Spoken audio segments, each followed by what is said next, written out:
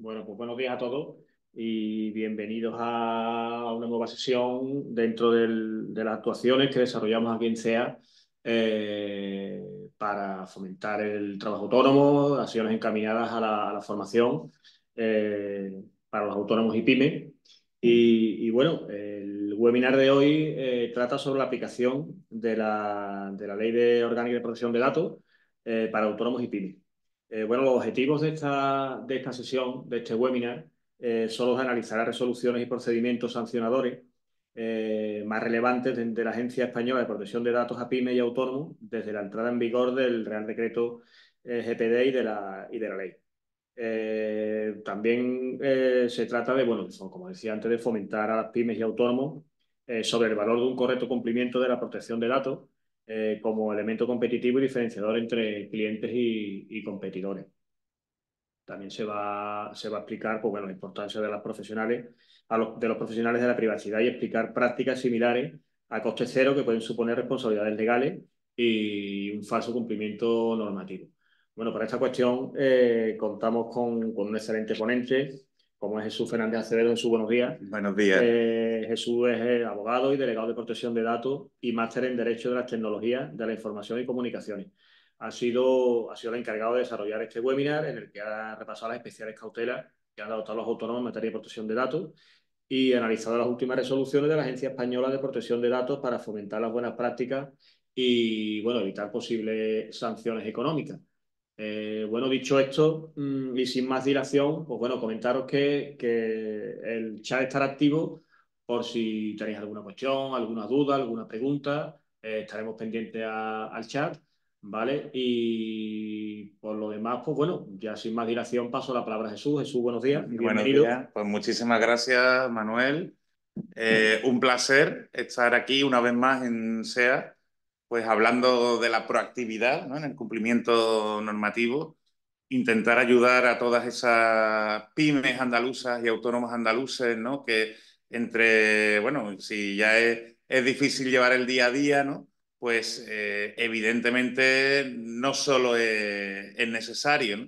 Sino que puede ser un problema, una sanción económica en materia normativa, por no tener la diligencia debida y más en este tema de protección de datos que, bueno, que realmente tiene un enfoque relacionado con lo que se conoce como el compliance, que requiere pues un esfuerzo, una dedicación y que en muchas ocasiones, o te diría en la mayoría, la ley no nos dice exactamente cómo podemos cumplir, ¿no? Cómo tenemos que cumplir para evitar sanciones.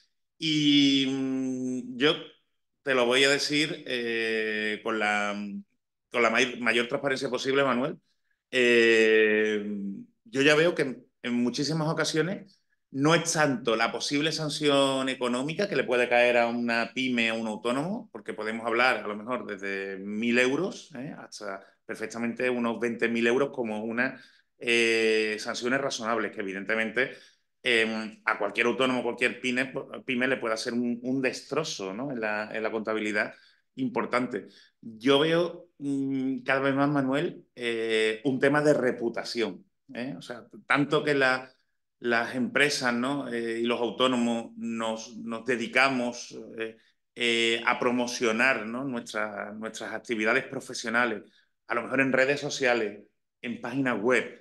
El tener una sanción económica o simplemente a lo mejor tener una polémica, una brecha de seguridad y no saber gestionarla, eso a la larga nos puede causar un mayor perjuicio, o un daño reputacional que nos va a doler más o nos va a perjudicar más a la hora de ser competitivos frente a otros competidores, que ya te digo que una multa económica a lo mejor de 5.000 euros, ¿no? De 10.000 euros. Entonces, bueno, gracias a la Confederación de Empresarios de Andalucía, a la cual pues tengo que felicitar, ¿no? Por sus 45 años, ¿no? de trabajo y de esfuerzo y de incentivar al tejido empresarial andaluz, ¿no?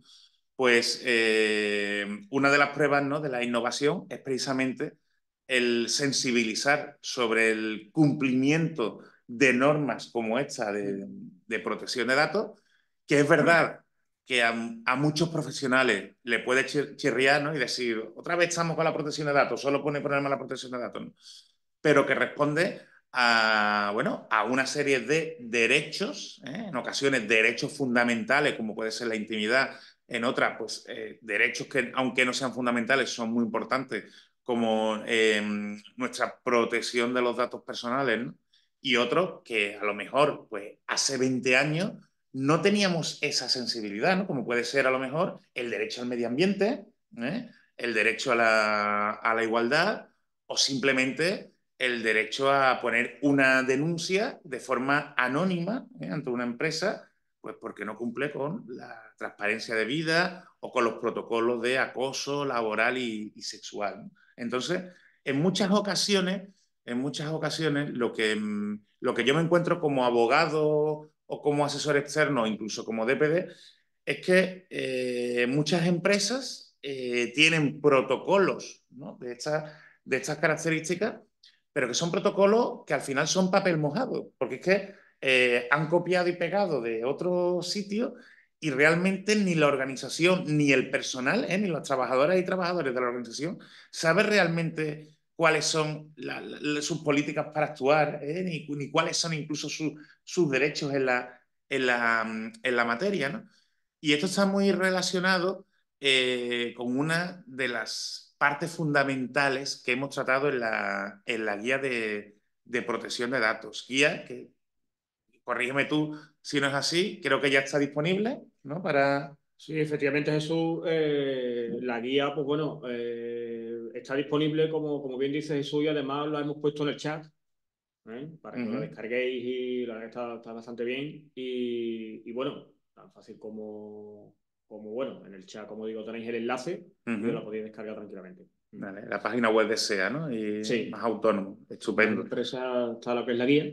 Ujú, Y bueno, en el chat la tenéis, vamos. Incluso comentaba antes Jesús, aunque no sé si es pronto a lo mejor para comentarlo, que con la idea de enfocar la sesión en un momento dado a la mayoría de participantes, el enfoque de los participantes que están asistiendo a la sesión, si queréis podéis poner en el chat el sector de actividad que tenéis ujú. Sí, y con la idea de que Jesús, bueno, a lo mejor dar algunas pinceladas sobre ese sector en concreto, en fin, para hacer la sesión exactamente. Lo más lo más dinámica dinámica posible, posible, así, claro. efectivamente. Porque somos conscientes de que es un tema arduo y que puede ser farragoso, pero ya en SEA ya hemos hecho bastantes actividades, ¿no? Incluso si miráis en el canal de YouTube de SEA, pues hay varios webinars, ¿no? Sobre protección de datos. Entonces, con la idea de no repetirnos tampoco, pues saber cuál es vuestro sector de actividad, ¿no? Intentar poner pues, casos más prácticos o incluso sanciones que estén más relacionadas con vuestro sector, ¿no? Ya nos están diciendo historia administrativa, Sí, por ejemplo. Entonces, pues una de las primeras cosas que os quería decir con el tema del cumplimiento, ¿no? En estas materias, y especialmente en el tema de protección de datos, es que yo creo que seguro que todos ya estáis concienciados y concienciadas de que hubo una normativa que se empezó a exigir en mayo de 2018, el famoso Reglamento Europeo de Protección de Datos, Reglamento General de Protección de Datos, RGPD, y que eso implicó que la normativa que ya había existente en protección de datos en España, la famosa LOPD del 99, se tuviera que reformular, ¿no? Se tuviera que actualizar. Entonces, esa LOPD del 99 pasó a ser la actual Ley Orgánica de Protección de Datos y Derechos Digitales. ¿Por qué se llama así? Porque además de actualizarse con el RGPD, se incluye un último capítulo, el capítulo 10, que hace referencia a derechos digitales que no están expresamente recogidos en la LPD, como por ejemplo el derecho a la desconexión, ¿no? Es algo, uno de los derechos que te comentaba antes, Manuel, que nosotros hace 20 años no estamos concienciados de lo importante que era la desconexión digital. O sea, nosotros hoy es viernes, ¿no? Pues quiero pensar que muchos de nosotros vamos a descansar el fin de semana, ¿no? O el sábado, o por lo menos el domingo, ¿no? Y nosotros tenemos derecho a desconectar digitalmente, a, por ejemplo, a que no nos escriban desde el trabajo, vía WhatsApp. Claro, WhatsApp no existía hace 20 años, pero tú sabes que A día de hoy, nosotros estamos de vacaciones. Me quiero imaginar que estamos en Chipiona en verano disfrutando de la playa. Mira, mira, la cara de felicidad que pone Manuel, ¿no? Porque estamos, o no, Sí, estamos ahí, claro. estamos disfrutando y ahora nos llega un mensaje de estos bombos por WhatsApp que ya nos fastidia las vacaciones, ¿verdad? Entonces, es importante que nos concienciemos todos y especialmente aquellos profesionales, aquellas empresas que tengan personal laboral, ¿no? Que se respete las horas que no son de trabajo, ¿no? Respecto a la desconexión. Y, por ejemplo, Manuel, con algo tan sencillo como si hay que escribirle a un trabajador o una trabajadora, ¿no? Y pedirle algo, no es lo mismo que se le escriba por WhatsApp, que se le escriba Sí, sí. por correo, ¿no? Y también aplicar el sentido común. Eh, puede haber alguna urgencia. Lo que no puede ocurrir es que todos sean urgencias. Entonces, eso es tan importante para la salud mental como el derecho a la información, ¿no? Pues yo decía, es un tema de cultura. Y la guía lo que quiere ser, pues un poco un modelo, es eso, una guía. No tiene por qué ser tampoco de una aplicación rigurosa, sino son más que nada ideas que os ayuden a aplicar la norma. El referente en España, la autoridad de control es la Agencia Española de Protección de Datos. La Agencia Española de Protección de Datos, si os metéis en su página web, tiene muchísimos recursos, entre ellos sus propias guías, algunas resoluciones, algunas circular, por ejemplo, en el tema de las cámaras de videovigilancia, ¿no? Si tenéis en vuestra empresa o en vuestro local, ¿no? En vuestras instalaciones, si tenéis cámaras de videovigilancia, yo creo que no es nuevo, no nos coge de sorpresa el tema de saber que tenemos que instalar un cartel informativo amarillo con los datos de la empresa, los datos fiscales, que según la ley de protección de datos, pues no deja de ser la empresa o la responsable de tratar los datos, es eso, ¿no? El responsable del tratamiento y asegurarnos de que se informa a todas las personas que entran en esa ubicación, ¿no? Pues eso, por ejemplo, no viene como tal en la ley, sino que viene en una circular específica de la Agencia de Protección de Datos y el modelo de cartel, por ejemplo, que hay que se puede comprar en Internet, ¿no? Te lo venden en las distintas plataformas, que sepáis que en la propia web de la Agencia Española de Protección de Datos te ofrecen un PDF que tú puedes pues, adaptar a tu empresa, ¿no? Y que puedes, evidentemente, utilizar para demostrar el cumplimiento en ese tratamiento. Entonces, pues, como os decía, ¿no? Hay muchos recursos en la Agencia Española de Protección de Datos. Aquí nos están poniendo, por ejemplo, también del sector educativo. Pues del sector educativo, evidentemente, incluso hay una guía específica de la Agencia de Protección de Datos. También os quiero explicar que si somos empresas privadas, normalmente los autónomos, ¿no? Y las pymes pertenecen al sector privado y su autoridad de control, quien los va a inspeccionar, o si alguien denuncia, a quien le va a llegar la denuncia, va a ser a la autoridad de control del sector privado, que es la Agencia Española de Protección de Datos. Si alguno de los asistentes pertenece al sector público, que entiendo que será pues, más minoritario, que sepa también que existe una autoridad de control aquí en Andalucía para las entidades públicas andaluzas, que es el Consejo de Transparencia y Protección de Datos de Andalucía, ¿de acuerdo? Que también tiene sus recomendaciones, sus guías, por ejemplo, en materia de teletrabajo, en materia de conectar el wifi y tal, ¿no? Entonces, pues, bueno, pues eso por un lado, que sepáis que para adaptarnos a la normativa no tenemos por qué contratar en principio ningún servicio. O sea, que vosotros mismos, los que sois autónomos y sobre todo los que seáis bien pequeñitas, la agencia, por ejemplo, tiene una aplicación que se llama Facilita, Facilita AEPD, Facilita Protección de Datos, y que si metéis los datos de vuestra empresa y respondéis al cuestionario que os hacen, os puede servir para cumplir. Siempre que estemos hablando de tratamientos de datos de escaso riesgo, como por ejemplo, imagínate, una panadería, una pescadería, una peluquería, claro, que evidentemente son actividades profesionales que en materia de protección de datos tienen un riesgo mínimo. Tened en cuenta que aquí sois vosotros los que vais a tener que analizar el riesgo a los que os vais a enfrentar en cada uno de vuestros tratamientos de datos. ¿Y a qué me refiero con tratamiento de datos? Y eso lo explicamos en la guía, ¿no?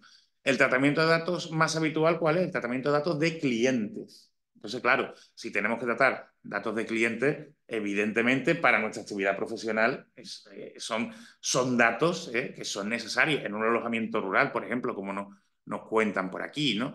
O en una gestoría administrativa, ¿no? Entonces, los datos de clientes son fundamentales para la buena marcha de la empresa. Ahora, no es lo mismo que nuestros clientes, como en la seguridad administrativa, ¿no? Posiblemente sean empresas, pues las empresas lo que vamos a tener son datos de contacto de los representantes y también van a ser de escaso riesgo. Ahora, en un alojamiento rural, pues ya empezamos a tener un poquito más de riesgo. Y si somos profesionales del sector sanitario, imagínate una clínica de cualquier rama, pues ya va a tener datos, sus clientes van a ser pacientes, ya va a manejar historias médicas, ahí el riesgo va a ser mucho mayor. Allí os digo, por ejemplo, la herramienta de la agencia, lo más normal es que no se quede corta, no sirva, porque ya os enfrentáis a más riesgo, ¿no? Seguimos con los tratamientos. Si tenéis trabajadores o trabajadoras, ¿no? Si tenéis personal en la empresa con nómina, pues ahí estáis manejando datos de nómina, en donde evidentemente tenéis que manejar los datos de los trabajadores y de las trabajadoras, ¿no? Bueno, pues ese es otro tratamiento que tendrá que tener sus medidas de seguridad. Ahora, si decidís poner una cámara de videovigilancia en el puesto, en el centro de trabajo, pues allá nos enfrentamos otro riesgo que hay que abordar. ¿Cuáles son las medidas que, por ejemplo, hay que aplicar a una cámara de videovigilancia? Por ejemplo, poner el cartel informativo, porque siempre hay que informar de todos los tratamientos a los clientes en los contratos, a lo mejor si van a contratar vía online, pues en el formulario para contratar. Eh, a los proveedores, por ejemplo, o al personal, ¿no? Con una circular específica para explicarles qué se va a hacer con sus datos, a qué entidades se va a ceder, por ejemplo, a la seguridad social, ¿no? Y, por ejemplo, como os decía, en la cámara de videovigilancia, pues lo más normal es que vosotros no estéis obligados a poner una cámara de videovigilancia, pero si decidís instalar una cámara en el centro de trabajo, tenéis que saber muy bien para qué la vais a utilizar, analizar los riesgos. Entonces, esa cámara va a ser para control horario del personal. Esa cámara va a ser, por ejemplo, simplemente para tema de seguridad de las instalaciones. Esa cámara va a ser, ¿qué te digo yo? Bueno, pues por ejemplo, en un hospital psiquiátrico para hacer un seguimiento del paciente, evidentemente das cuenta que cada grabación o cada tratamiento que se haga de eso va a tener un riesgo mayor. Entonces, vamos a tener que preocuparnos más. Aquí nos dicen, por ejemplo, mi caso es un centro deportivo. Pues claro, en un centro deportivo, ¿dónde vas a poder grabar? En las instalaciones, pero en espacios comunes. Yo creo que a todos nos entra en la cabeza que poner una cámara de vigilancia, e imagínate, en un vestuario, o incluso, Manuel, en una piscina, que ha habido resoluciones sobre ese tema, exceden lo que es la protección de datos. ¿Por qué? Porque en la piscina pues graba a personas en bañador.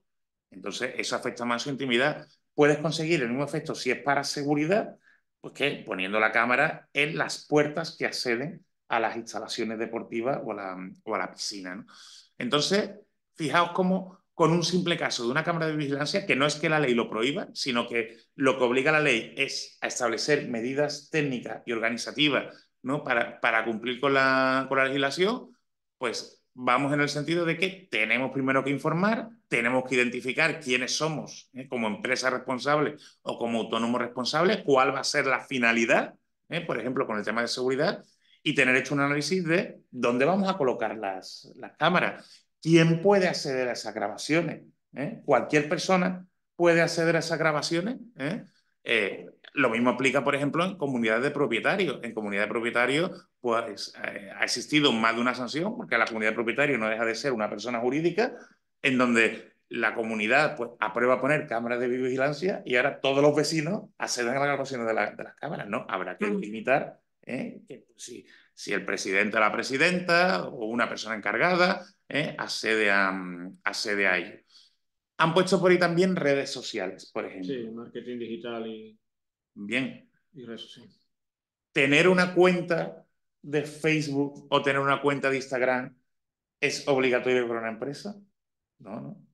No. La empresa lo pone, o sea, para evidentemente trabajar su marketing, ¿no? Evidentemente para tener más publicidad. Pero ahora que sepáis que tener una cuenta en una red social implica un riesgo. Entonces, esto no va únicamente, Manuel, de decir, bueno, pues pongo, ábreme una cuenta en Instagram, ¿no? Ábreme una cuenta en TikTok a un trabajador, una trabajadora o una empresa que nos lleve el marketing, a un community manager. Sino esto es saber y decir, bueno, ¿para qué vamos a utilizar nuestra red social? ¿Qué vamos a publicar? Y lo más importante, ¿vamos a publicar fotos relativas a personas físicas? ¿Vamos a publicar datos personales? Muchas empresas, por ejemplo, publican fotos de su personal, de sus trabajadores y sus trabajadoras. Oye, entran en la oficina, en el centro de trabajo, la persona que lleva el marketing hace la foto y la sube en redes sociales. Nosotros, por el mero hecho de ser trabajadores de una empresa, la empresa no tiene por qué tener legitimidad para subir la foto. Entonces, claro, ese riesgo hay que saber analizarlo. ¿Cuándo podemos subir la foto? Voy a poner, y perdonadme los informáticos, pero voy a poner de ejemplo, ¿no? El informático es el clásico perfil que está a lo mejor en un sitio apartado y que su imagen no se hace necesaria que esté más a la vista. Nosotros, por ejemplo, que estamos aquí haciendo un webinar, que evidentemente estamos en esta mesa o como si vamos a un fotocall, ahí nuestra expectativa de privacidad es menor, ¿no? Y la empresa, pues evidentemente tiene un interés legítimo en promocionar una actividad que haya hecho con esa garantía, pero que la persona que lleve las redes sociales simplemente suba una foto en donde los trabajadores de la empresa estén trabajando con ordenador, ahí, por ejemplo, haría falta, lo más normal es que hiciera falta el consentimiento de todas y cada una de las personas que están ahí trabajando, ¿no? Entonces, igual, imaginaos, en el caso de clientes, ¿no? Clientes que asisten a un evento. Imagínate, bueno, el caso de la peluquería, ¿no? El caso de la peluquería es una, digamos, de los más arriesgados en redes sociales. ¿Por qué? Porque es muy común que el peluquero o la peluquera, cuando haya hecho su trabajo, pues le pida al cliente o a la clienta, ¿te importa que te haga una foto para que veas o no? Sí, sí, sí, sí, sí. Y lo publican. Situaciones Claro, son situaciones muy que se comunes. dan. Pues, ¿qué ocurre? Que normalmente eso te lo preguntan de viva voz. Claro, yo como cliente, yo voy a la peluquería, me pregunta mi peluquero, Jesús, ¿te importa? Porque además es un clásico, ¿no? ¿Te importa que tenga una foto y suba en redes sociales? Venga, vámonos, venga. Hazme la foto y súbela. Y ahora la sube en su Instagram. Y yo ahora, dentro de 3 o 4 meses, me peleo como peluquero. Porque me corta mal la patilla, no me gusta cómo me deja, es muy pesado, me ha tratado mal, lo que sea, ¿no? Y ahora dejo de ir. Y él sigue con la foto en su Instagram. Yo lo denuncio. Yo lo denuncio a protección de datos, porque tengo toda la legitimidad del mundo a denunciar porque está utilizando mi imagen, ¿no? Para lucrarse en el sentido de que hacer marketing, tener una página web o tener una red social para un autónomo o para una pyme, significa un ánimo de lucro. Si lo utilizamos a nivel particular, la normativa entiende que no hay ánimo de lucro, pero si lo hacemos a nivel empresarial, pues evidentemente nuestro ánimo ¿cuál es? Promocionarnos para que nos contraten. Bueno, pues ahí, si yo como afectado denuncio a mi peluquero ante la Agencia Española de Protección de Datos, lo más normal es que venga a la Inspección de Protección de Datos y le pregunte al peluquero, por ejemplo, qué garantías, qué justificación legal tiene para subir mi imagen. Entonces, claro, en este caso, por ejemplo, no hay un contrato que la habilite, no hay un contrato de acción de derecho de imagen, no hay un interés público porque no es una administración pública, no hay un interés vital. O sea, lo normal que es que la justificación legal tenga que ser el consentimiento mío, el consentimiento de la persona interesada. ¿El peluquero puede mostrar el consentimiento?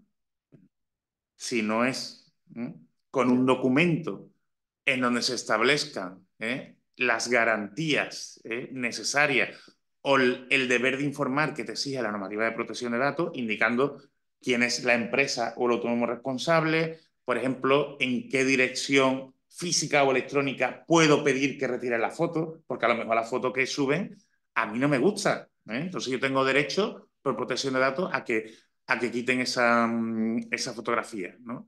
Entonces, si esa foto, ¿dónde se va a publicar? Porque en muchas ocasiones te importa que suba la foto, pero ¿dónde la va a publicar? En TikTok, en Instagram, en un periódico, que pasa en muchas ocasiones, ¿no? En un periódico local. Bueno, pues yo tengo derecho a estar informado y yo tengo derecho a retirar esa foto. Porque es que, por ejemplo, si la base de legitimación, si la justificación es el consentimiento, como en este caso, igual que lo doy, yo lo puedo retirar. Entonces, el consentimiento, que sepamos que la función que tiene o la característica notoria que tiene es que es revocable. O, por ejemplo, el clásico de una newsletter, ¿no? Pues voy a hacer un tratamiento de datos a través de una newsletter. Voy a recabar correos electrónicos para mandar una newsletter a mis clientes o a mis potenciales clientes, ¿de acuerdo? Bueno, ¿de dónde saco esos correos electrónicos? Lo ideal es que haya un formulario electrónico en donde la persona interesada se pueda registrar, ¿de acuerdo? Y aparezca la cláusula de información que la indicamos en la guía, con los datos que ya he dicho anteriormente, ¿no? Pues identificar al autónomo o a la pyme responsable, la dirección electrónica o física en donde puede ejercer los interesados los derechos, donde puede haber más información, porque la cláusula no tiene que ser un párrafo farragoso como tal, sino que puede ser un párrafo resumiendo la información básica y después, con un enlace, remitir, por ejemplo, a la política de privacidad en nuestra página web, detallarlo mejor, que también volvemos a otras cosas que ya hemos dicho, ¿no? El cumplimiento de la ley nos puede ayudar también a posicionar nuestra página web, porque si la gente pincha para leer la política de privacidad, versión extendida, digámoslo así, al final son más visitas para nuestra web, Sí, ¿no? perdona que te, Tú interrúmpame todo lo que que te quieras, ¿no? interrumpa. No, más que nada porque estábamos hablando antes, además muy interesante esa cuestión, el tema de las peluquerías y demás. Y pregunta Marca Pérez Reina, gracias, pero bueno, de nada, Marga, un placer. Gracias. Y comenta ella que aunque se trate de una peluquería, tenemos datos de salud cuando una trabajadora nos envíe su informe de maternidad. Claro. El nivel es superior entonces, Jesús. Claro. Ahora, Son datos. son más sensibles, son más sensibles. ¿Qué ocurre también? Que como decía, ¿no? Los datos tienen que ser adecuados, hay que mirar los riesgos de cada tratamiento y después en cada tratamiento los datos que se recojan tienen que ser adecuados. Que tú tengas datos de salud, por ejemplo, de un cliente, si eres un profesional sanitario, sí tiene sentido. Ahora, si eres una peluquería, por ejemplo, si eres una peluquera, recabar datos de salud de los clientes es totalmente excesivo. Todo. Ahora, de un trabajador o una trabajadora, por supuesto que sí. También, ¿qué ocurre? Y esta pregunta me viene muy bien, Marga, para hablar de los proveedores. Lo importante que es elegir bien a buenos proveedores que cumplan con la protección de datos, ¿no? Que es otro de los apartados de la guía de protección de datos. Los que se conocen como los encargados, ¿vale? Nosotros somos responsables del tratamiento, nosotros como autónomo, como pyme, a los proveedores que elegimos, que pueden ser, imagínate, la asesoría laboral, la asesoría fiscal, el servicio de prevención de riesgos laborales, de vigilancia de la salud, el servicio externo de community manager, el servicio de destrucción documental. O sea, son proveedores que van a tratar los datos de nuestra empresa, los datos de nuestros tratamientos, ya sean clientes, por ejemplo, la seguridad fiscal o el servicio de prevención de riesgo, como cuenta Marga, respecto a una trabajadora, ¿no? Pues es importante firmar un contrato de encargado de tratamiento, del cual también hablamos en la guía y también está disponible en la Agencia Española de Protección de Datos, ¿de acuerdo? En donde en ese contrato lo que se hace es pedirle a la empresa proveedora básicamente que cumpla con la normativa. Bien, entonces, En referencia a la consulta que nos hace sobre los datos de salud de una trabajadora, ¿qué ocurre? Que realmente, en este caso, la pyme, la autónoma, únicamente tiene que saber si esa trabajadora es apta o no apta para ese puesto de trabajo, ¿de acuerdo? Esas son medidas de seguridad, que exige la normativa. Quien tiene que saber estrictamente los datos de salud es la empresa proveedora, ¿de acuerdo? De prevención de riesgos laborales, de vigilancia de la salud. Entonces, por ejemplo, se han dado casos en donde la empresa, por ejemplo, de prevención de riesgos, de vigilancia de la salud, le ha mandado un informe, por ejemplo, del apto o no apto en caso de embarazo de una trabajadora digamos, al dueño de una empresa, que era el padre de esa trabajadora y que el padre no sabía que la trabajadora, es decir, su hija, estaba embarazada. Entonces, aquí el problema ¿cuál es? O la brecha de seguridad ¿cuál es? Que le estamos revelando a la empresa, que esa persona está embarazada. Entonces, evidentemente es un dato de salud, es un dato más sensible. Ahí la empresa no adaptó, la empresa de prevención no adaptó las garantías oportunas. Entonces, en este caso, la peluquería no tiene por qué tener el historial clínico, por entendernos, de la trabajadora. Lo que tiene que saber la peluquería es que esa trabajadora es apta para el puesto o no, específicamente en su situación de embarazo, si ella ya lo ha firmado o lo ha consentido con la empresa, ¿de acuerdo? De prevención de riesgos, de vigilancia de la salud. Por eso, como dicen muy bien esta espectadora, el nivel es superior, claro, el nivel es un nivel superior. Antiguamente, con la ley del 99, con la LP del 99, se hablaba de nivel bajo, medio o alto.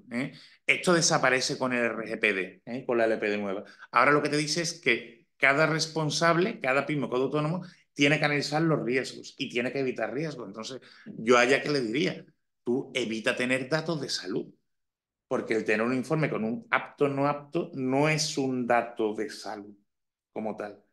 Lo que tú sabes, o lo que sabe en este caso el empresario o la empresaria, es que esa persona está facultada para desempeñar sus funciones en el puesto. ¿Crees que me he explicado más o menos?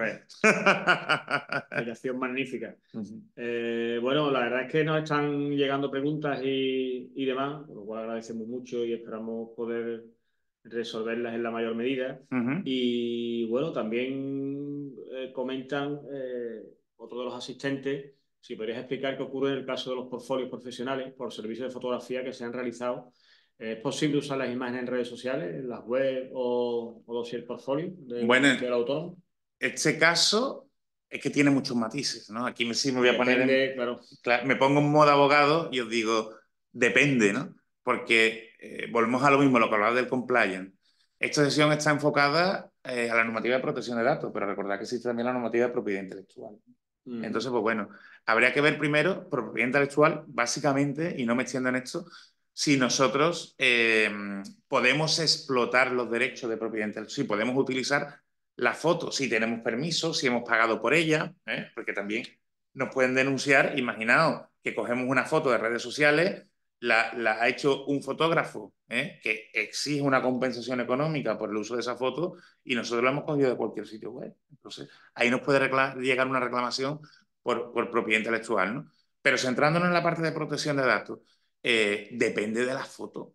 Entonces, claro, la foto es, por ejemplo, imagínate, Manuel, el evento de ayer de la SEA del 45 aniversario. Pues evidentemente ahí existe un interés legítimo, ¿de acuerdo? Está también el derecho a la información, también las funciones de la SEA, por ejemplo. Entonces, ahí lo normal que es, pues que evidentemente haya una legitimación para el tratamiento de la fotografía, y más si son fotografías institucionales. Ahora, no es lo mismo que a mí me hagas una foto y publiques una foto en tu página web, en tus redes sociales, aquí que estoy prácticamente, ¿no?, en un fotocall, o estoy con una expectativa de privacidad mínima, a que si tú eres autónomo o eres profesional, vengas a lo mejor a una de mis clases, ya sea en la universidad, o imagínate aquí en la propia SEA, ¿no? Que hagamos algún taller o algo y subas una foto en tu perfil de Instagram, de Facebook, sin pedir consentimiento o no tener ninguna base de legitimación. Imagínate, Manuel, y ya no porque suba la foto mía en donde yo puedo ser el ponente o puedo ser el profesor, sino aquí el tema está en que subas la foto de otros compañeros o compañeras que estén asistiendo al evento o que estén de alumnos. Ahí te estás enfrentando, ¿no?, a un riesgo barra denuncia de protección de datos si esos compañeros no están de acuerdo en que se suba su foto, ¿no? Entonces, hombre, lo suyo es asegurarse que tiene la legitimación, ¿de acuerdo? Uy, ahí he visto una pregunta que me encanta. Antes, cuenta ahora la de los centros deportivos. Pero yo os voy a explicar un poco eso, lo de los tratamientos, ¿no? Que sepáis que tenéis que tener claro cuáles son los tratamientos de datos que estáis haciendo en vuestra actividad profesional. Datos de cliente, tenéis datos de cliente. Si tenéis datos de trabajadores, si tenéis trabajadores, evidentemente tenéis datos de nómina de trabajadores. Si tenéis una cámara de videovigilancia, tenéis un tratamiento de videovigilancia.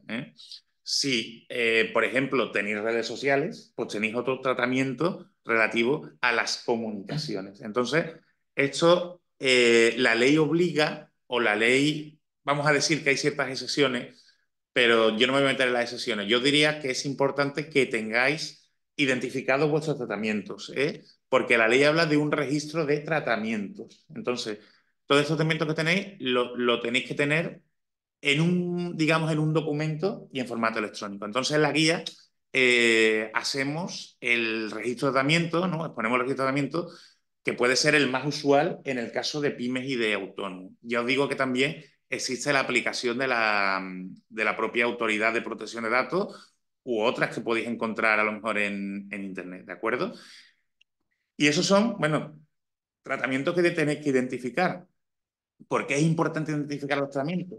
Porque la ley, la norma nos dice que a esos tratamientos hay que aplicarle los principios del RGPD. ¿Cuáles son los principios del RGPD? Pues que los datos sean lícitos, pertinentes, por ejemplo, que tengan un plazo de conservación. ¿Durante cuánto tiempo voy a tener las grabaciones de videovigilancia?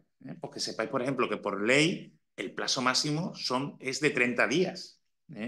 Salvo que, por ejemplo, ocurra un incidente, tú grabes con la cámara, pues imagínate un tipo de delito, roban, uno pegándole a otro, entonces eso sí lo puedes conservar, simplemente las imágenes relativas al hecho las puedes conservar para llevarlas a un juzgado, ¿no? O que sirvan de pruebas, ¿no? Por ejemplo, si tenemos un tratamiento de datos de clientes, ¿no? Pues habrá que atenerse a las leyes fiscales. Entonces, lo normal que es 5 años, que hay que guardarlo. Si tenemos datos de trabajadores y trabajadoras, pues lo normal que es 4 años. Hay que conservarlo durante 4 años. Entonces, es importante saber qué tratamientos tenemos, porque también es importante saber durante cuánto tiempo lo vamos a conservar. O el caso de currículum. Tú recibes currículum en tu empresa, permites currículum, bien, estupendo, pues que sepas que hay que informar a las personas que se postulen, a los candidatos y candidatas, hay que informarles.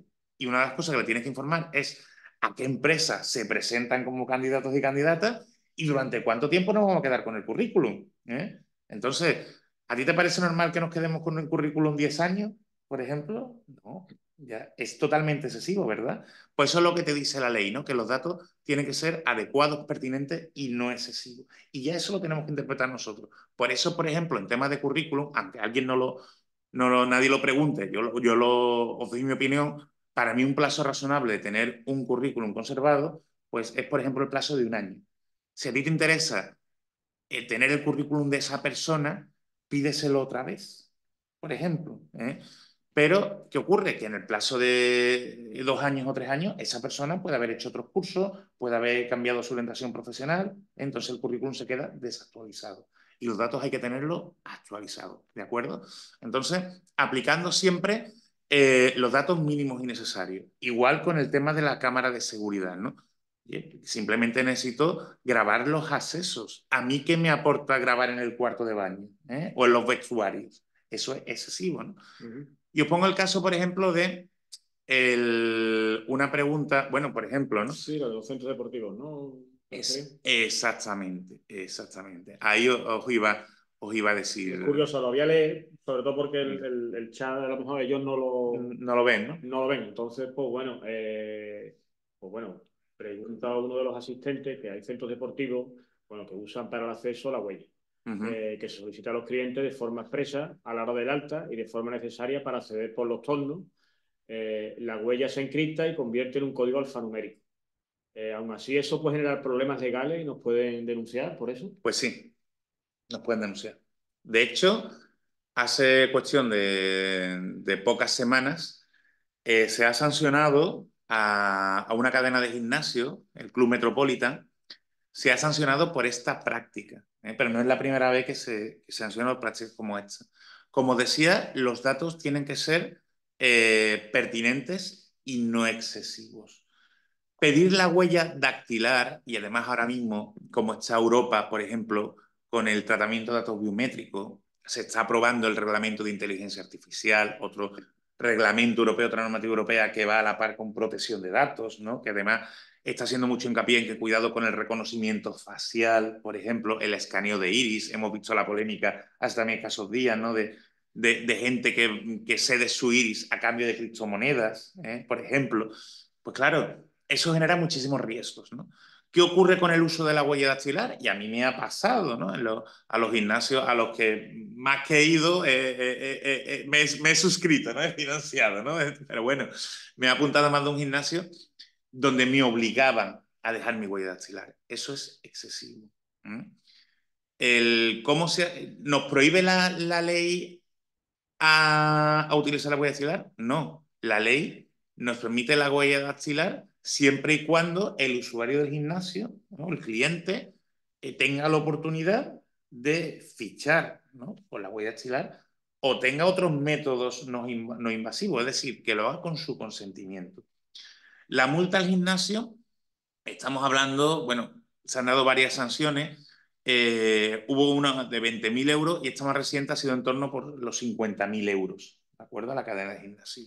También depende la multa, saber el número de afectados, la facturación, volvemos a lo mismo. Ahí hablamos también de las sanciones. La facturación pues puede llegar hasta el 2% en el caso de datos, digamos, menos sensibles y hasta el 4% de la facturación anual en el caso de datos sensibles, ¿de acuerdo? Como datos de salud o incluso datos biométricos, que cada uno haga sus cuentas. También, ¿no? Eso es importante. Pues como os decía, el problema aquí ¿cuál era? Que el gimnasio obligaba a todos los usuarios a fichar con la huella dactilar. Eso es lo que es excesivo. Hubo un caso anterior al RGPD, un caso, quiero recordar, por Murcia, de una persona que se negó a dar la huella dactilar. Entonces el gimnasio le dijo que no podía ser cliente, si no daba la huella dactilar no podía entrar. Y entonces esa persona denunció. Cuando esto llegó a la autoridad de control, ¿no? Bueno, llegaron evidentemente el tema legal, ¿qué argumentó esta persona? Que esta persona, por lo visto, pertenecía a la secreta. Evidentemente, si el gimnasio no guarda las medidas técnicas necesarias o la parte, digamos, porque no entiende a todo el mundo, la parte de ciberseguridad, esa base de datos de huellas biométricas se filtra, imagínate llegar a dar web o por ahí, esa persona puede ver comprometida su vida. No huella de seguridad, sino su vida. Por eso esta persona quería oponerse al tratamiento de su huella dactilar en el gimnasio. Y ya se sancionó, ya os digo, a ese gimnasio de Murcia y ahora se ha sancionado a la cadena Metropolitan. ¿Cómo se hacen las cosas bien? Dando al usuario la opción, es decir, ¿te quieres registrar o quieres pasar el control pues con una persona que te vea y que te identifique con la foto, por ejemplo? Ahí sería legítimo que el gimnasio te hiciera una foto, lo tuviera en su base de datos y que la persona que estuviera en control pues te identificara, por ejemplo, o simplemente con una tarjeta. Pero yo comprendo que los gimnasios no quieren utilizar la tarjeta, que es algo similar a lo del control horario, ¿no? En el tema de personal, pues claro, porque nos podemos cambiar las tarjetas y podemos cometer un fraude. Oye, pues entra tú por mí, yo no voy este mes, entra tú. Bueno, pues hay un interés legítimo por parte del gimnasio en establecer ese control. Pero claro, no tiene que ser obligatoriamente con datos excesivos, como nuestros datos biométricos. ¿Veis un poco la diferencia? Sí. Por eso no es que la ley lo prohíba, pero claro, tenemos que justificar muy bien esa minimización del riesgo, ¿no? Por ejemplo, ve ahí, ¿no? Lo del tema de salud, ¿no? Del Sí, tinte, ¿no? Si lo quieres esto comentar. creo que hace referencia al ejemplo de las peluquerías. Los datos si son datos de salud o datos personales. Si eres alérgico a un tinte, Claro, ¿qué ocurre? pues, ¿Qué ocurre? Y aquí es una de las cosas que comentamos en la guía, ¿no? Hay que minimizar riesgos. Entonces, vamos a ver, si tenemos en la peluquería una ficha de cliente y añadimos el campo de si es alérgico a tal tinte o no, pues ahí estamos recopilando datos de salud y ahí estamos aumentando el riesgo. Si esa ficha la perdemos, imaginaos, la tenemos en formato papel, ¿eh? y nos roban y se la llevan, ¿eh? O viene alguien y las tira a la basura en la calle y esos datos al final pues salen a la luz, o simplemente la policía los ve y la policía o la autoridad, la que denuncia a la Agencia de Protección de Datos, podemos tener una sanción económica en materia de protección de datos. ¿Cuál es una alternativa para minimizar ese riesgo? No digas o no señales que ese cliente o esa clienta es alérgica a tal tinte. Dale la vuelta. Di que los tintes recomendables para ella son tal y tal y tal, que tú sabes que esa persona va a ser alérgica. ¿Ves cómo haciendo lo mismo minimizas el riesgo? Eso no te lo dice la ley, eso te lo dice la práctica. Entonces, aquí quiero reivindicar un poco también algo, déjame Manuel, antes de seguir con las cuestiones, os quiero reivindicar algo que ya comentamos en la propia guía, ¿no? Lo primero es cuidado con las prácticas fraudulentas. ¿Por qué? Porque hay muchísimos autónomos y muchísimas pymes que a lo mejor se creen que están cumpliendo la protección de datos porque están pagando a una empresa, ¿no? Oye, pues yo pago la protección de datos, yo pago 50 euros al año, por ponerte un ejemplo, ¿no? Yo pago 100 euros al año y a mí viene alguien, me hace 2 o 3 preguntas y yo ya cumplo con la protección de datos. Eso puede ser una práctica fraudulenta. ¿Por qué? Porque no se adapta realmente al día a día de nuestro negocio, de nuestras necesidades. Como decía al principio, lo que hacen es que nos dan un copia y pega. Para eso, os diría, para pagar y que no esté bien hecho, os recomendaría que os implicaseis vosotros, incluso que lo hicierais vosotros con la guía o con la aplicación de la Agencia Española de Protección de Datos. Ojo, si sois autónomos o pymes de bajo riesgo, como esto que estamos hablando, un gimnasio ya, evidentemente, tiene más riesgo. No es lo mismo un entrenador personal que sea autónomo a que sea un gimnasio que tenga ya más usuarios o que tenga sus cámaras. Evidentemente, para un gimnasio como los que os comentaba de la sanción, a estas entidades no les sirve el programa de la Agencia de Protección de Datos, ¿de acuerdo? Entonces, como decía, cuidado con las prácticas fraudulentas. Otra práctica fraudulenta muy frecuente es que nos ofrezca un curso bonificado por Fundae para trabajadores, se le dé una charla de protección de datos y con la charla nos regalen la adaptación a la protección de datos. Eso también está denunciado por la agencia y lo podéis buscar en la propia web y en la guía le hablamos como las prácticas coste cero, claro, porque al final es una adaptación que le cuesta muy poco al autónomo o a la pyme, invierte bastante poco dinero y se cree que está cumpliendo y porque lo paga todos los años como si fuera un seguro. No, esto no funciona así. Tenemos que tener realmente identificados los tratamientos que tenemos en nuestra organización. Por ejemplo, la pregunta que nos hacía pues esta oyente, nuestra espectadora, sobre el tinte. Pues eso, por ejemplo, tiene que tenerlo cubierto. Eso no te lo va a decir una de estas empresas, ¿no? Y cuidado también, si bonificáis, si utilizáis bonificaciones de Fundae para quitar a vuestra empresa una obligación legal, porque tened en cuenta que estamos si hacemos eso, podemos cometer fraude de no pagar el IVA, por ejemplo, y puede derivar también en una inspección. Entonces, claro, os lo digo, mucho cuidado con esto. ¿Mm? De otro lado, también es importante hablar de la figura del DPD, del delegado o delegada de protección de datos.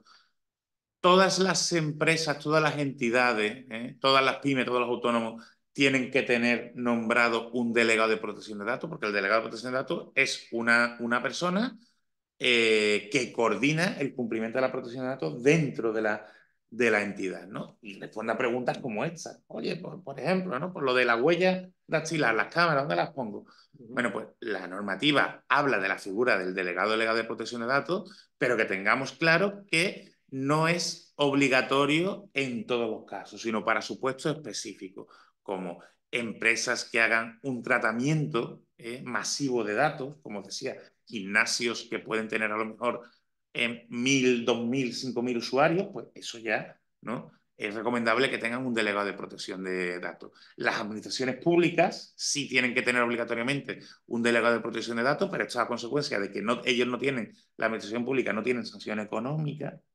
las entidades privadas sí tenemos sanción económica. Y en último lugar, cuando se haga una evaluación sistemáticas, ¿no? de los datos. Entonces, como decía, con tratamiento de datos biométricos, por ejemplo. Otra cosa es algunas circulares, algunas sacado a la Agencia de Protección de Datos y ya clara, por ejemplo, y lo ponemos en la guía, ¿no? Pues, por ejemplo, las federaciones, si tienen datos de menores, están obligadas a un DPD. Las entidades, por ejemplo, obligadas al blanqueo de capitales. Ahora que acaba de salir también la normativa de whistleblowing, ¿no? Los dos canales de denuncia o los sistemas internos de información. Si estamos hablando de entidades que tienen más de 50 personas trabajadoras, están obligadas a tener un canal de denuncia donde cualquier persona, incluso de forma anónima, pueda denunciar un tema de blanqueo de capitales, antifraude, acoso laboral o sexual. Entonces, en el momento en que la entidad está obligada a tener un canal de denuncia, también está obligada a tener un delegado de protección. ¿Vale? Entonces son supuestos muy específicos y lo comentamos en la guía. Lo normal es que, por regla general, un autónomo no está obligado a tener un DPD y una pyme tampoco, salvo que tenga muchísimos datos personales, ¿no?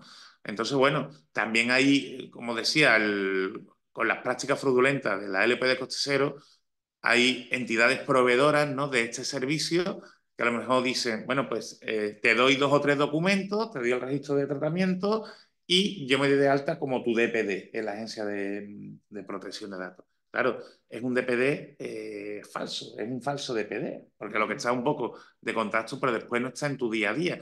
Si designáis un DPD en vuestra entidad, que sepáis que es importante, porque eso lo piden en la inspección, definir cuántas horas, ya sea mensuales o anuales, le dedica el DPD a la entidad responsable. Entonces, claro, hay que tener evidencias. Ya habéis visto que para demostrar el cumplimiento en una inspección nos van a pedir evidencias. ¿Vale? Yo creo que con esto también nos hemos comentado Sí, bueno, la verdad es que vamos a intentar ir concluyendo, sobre todo intentar contestar todas vuestras cuestiones. Siempre por premiar a las personas que se han conectado, aunque se pueda ver después online, pero sí, nosotros intentamos, ¿no? Después del esfuerzo que supone conectarse a esta hora y más un viernes, Manuel, pues agradecer contestando las preguntas que nos hagan los asistentes. Sí, hemos intentado, aunque sea, contestar brevemente lo que se ha quedado por ahí detrás. Entonces, aquí comenta, te comentan Jesús, si podrías explicar, sí, por favor, la política de privacidad de datos de las páginas web.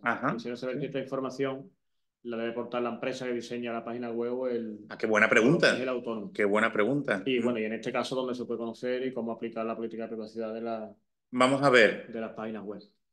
Esto ya es la práctica, ¿no? Y mi recomendación. En la ley no te dice quién tiene que hacer esto.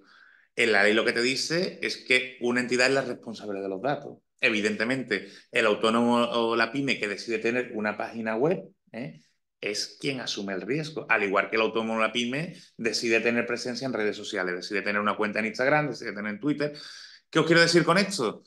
Que realmente la entidad responsable es la empresa, ¿de acuerdo? Es la empresa, no es el diseñador web o no son las agencias de comunicación.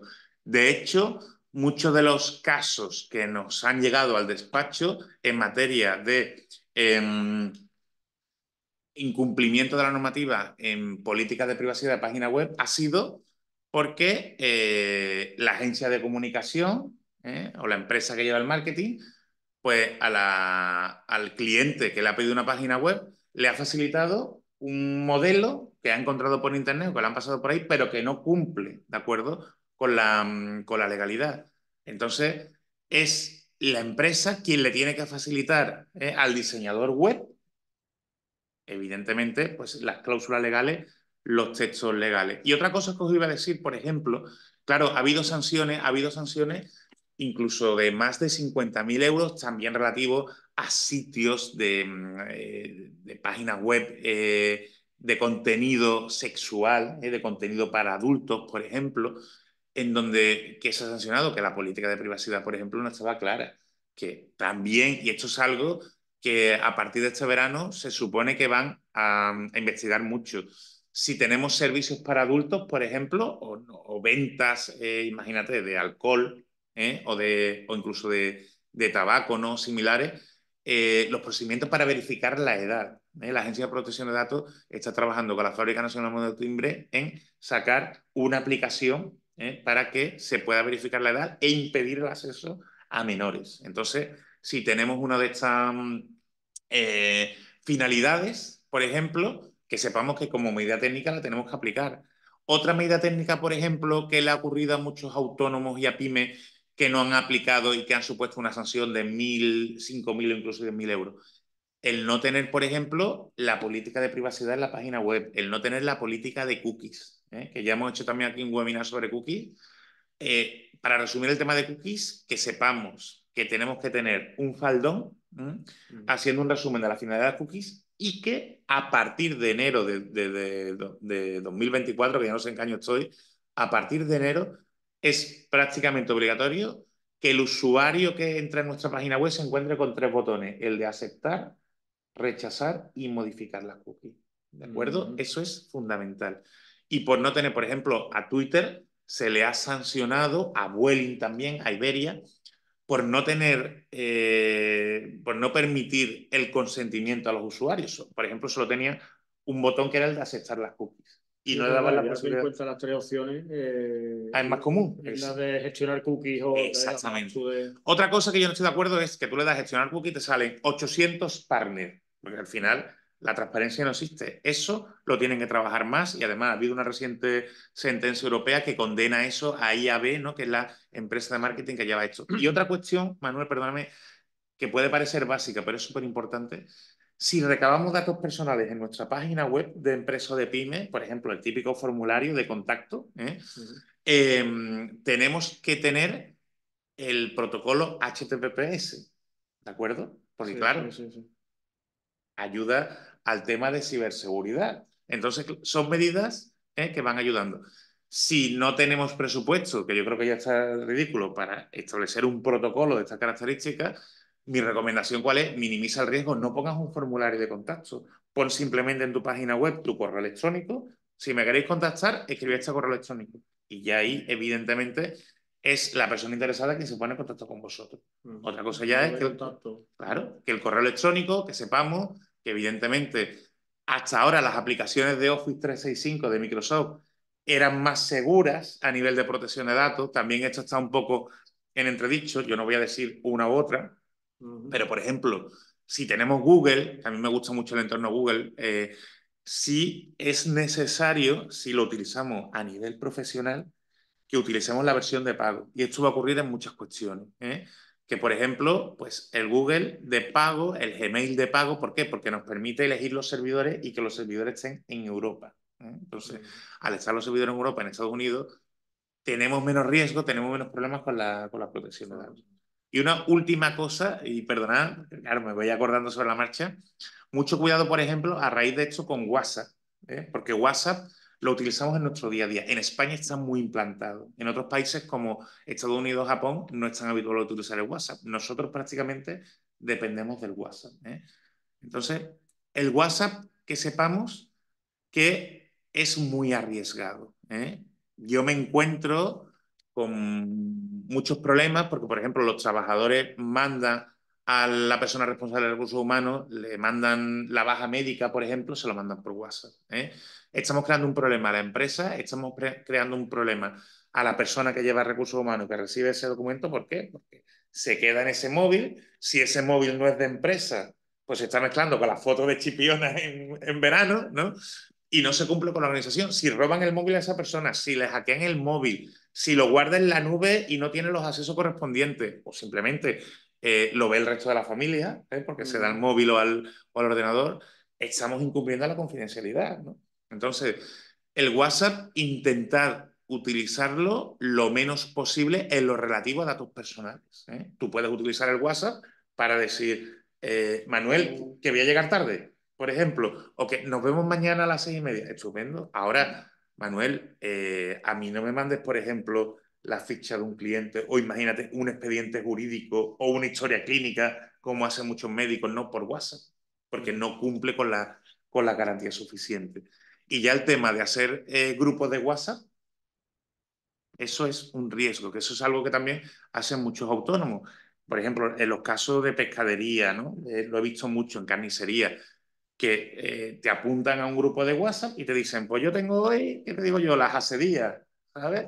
O tengo la guachi fresca. Pues, y tú sabes, tú estás en un grupo con todos los vecinos y tú sabes lo que piden los vecinos. Bueno, pues si cualquier vecino denuncia a ese autónomo, a esa pyme, ¿no? A esa pescadería, a esa frutería, a esa carnicería, le puede caer una multa de protección de datos.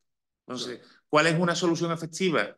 Primero, tener el consentimiento, ¿de acuerdo? De la persona por escrito, como en lo del peluquero con el Instagram. Tener una firma, una autorización, ¿vale? Para quitarme problemas, que yo os digo, tenemos modelos en la guía, incluso en la Agencia Española de Protección de Datos, y sobre todo, no hagas un grupo de WhatsApp. A día de hoy existen herramientas que nos ayudan a cumplir, como por ejemplo la lista de difusión.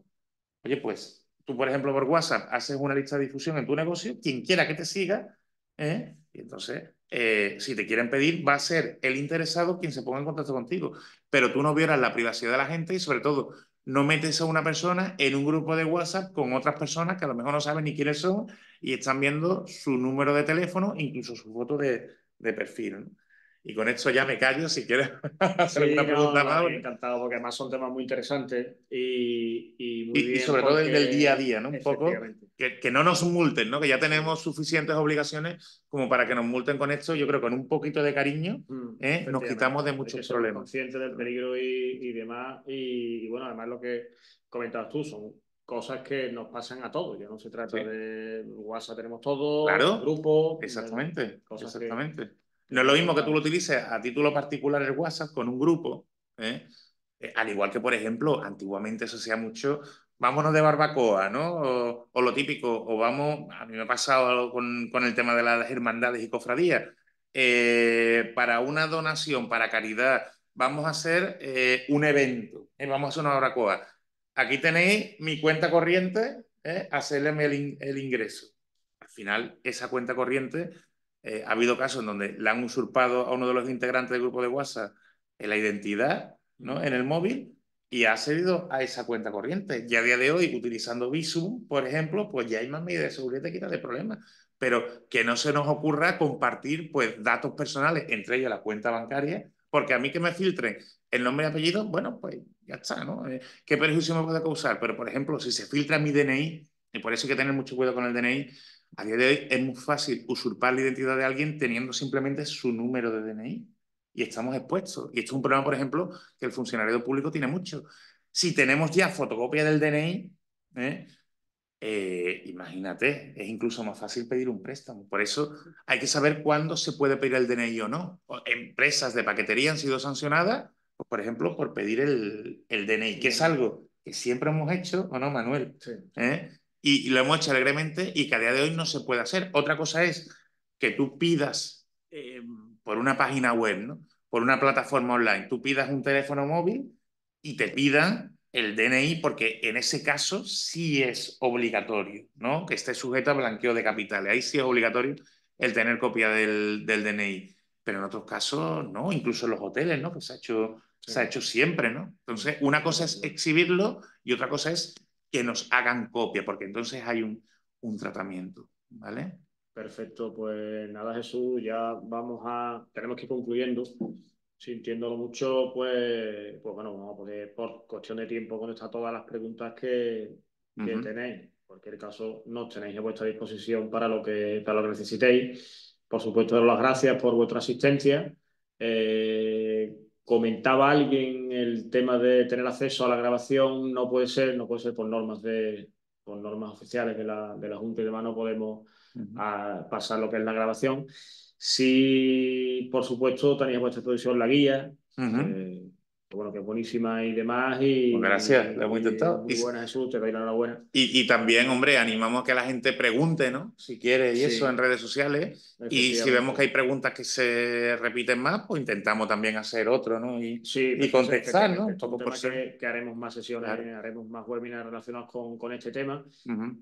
Os están pasando lo que es el cuestionario, si nos importa, pues podéis rellenárnoslo. Y bueno, Jesús, darte las gracias, por supuesto, por tu magnífica Y exposición. gracias a vosotros, ¿no? Y sobre todo Siempre, por la posibilidad de hacer esto un poquito más ameno, ¿no? De intentar sí, explicarlo y que no perdamos a la gente, ¿no? Y darle eso, darle cariño, que de verdad no es tan complicado, pero hay que dedicarle tiempo. sí, Podemos dedicarle tiempo nosotros o podemos recurrir a los servicios profesionales de alguna pyme o autónomo, ¿no? sí. En esta materia, pero que hay que dedicarle recursos, Sí, básicamente, para efectivamente. quitarnos de Es un tema problemas. muy serio y es un tema que, como decía Jesús, pues bueno, es también un tema de conciencia Mm. y de fin. Mira, perdóname, Y lo del DNI, porque he visto que lo han preguntado varias veces. Analizar los riesgos, la copia del DNI, esto ha dado muchísimos problemas, tanto en el Airbnb, por ejemplo, ¿no? O incluso para los institutos de derecho que preguntaban antes, hay muchas empresas que para ejercer tu derecho de protección de datos te piden el DNI. Si esa empresa, por ejemplo, tiene nuestro correo electrónico y nosotros le escribimos a través de ese correo electrónico, se nos identifica. El DNI es un dato innecesario. Entonces, ahí os recomendaría el asesoraros y saber si lo podéis pedir o no. En principio, os digo que es un riesgo por el que os pueden sancionar, ¿de acuerdo? Y que se haya hecho antes no implica que se pueda que seguir se haciendo siga con ahora. eso, efectivamente, efectivamente. Pues nada, pues muchísimas gracias por vuestra asistencia, como os decía antes, nos tenéis a vuestra disposición, poder atenderos. Muchas gracias, Jesús. Y nada, que tengáis buen día y buen fin de semana a todos. Eso es lo importante, eso es lo Vale, importante. muy Hasta bien, un luego. saludo, hasta luego.